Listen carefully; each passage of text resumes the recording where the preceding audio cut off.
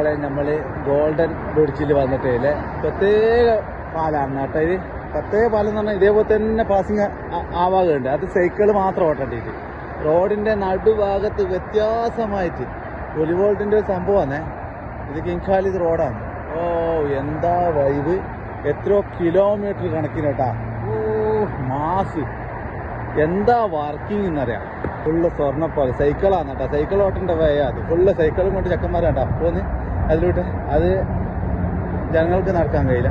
എന്താ വൈബ്, എന്താ scene. വോളിബോളിന്റെ setup ആയത്. ഓ ഇൻട്രസ്റ്റിംഗ്. ഓ എന്താ സംഭവം, മാഷാ അല്ലാഹ്. പക്ഷെ പെണ്ണുങ്ങൾക്കെല്ലാം കുയിമടിയല്ലേ, ഇവരൊന്നും നടക്കൂല.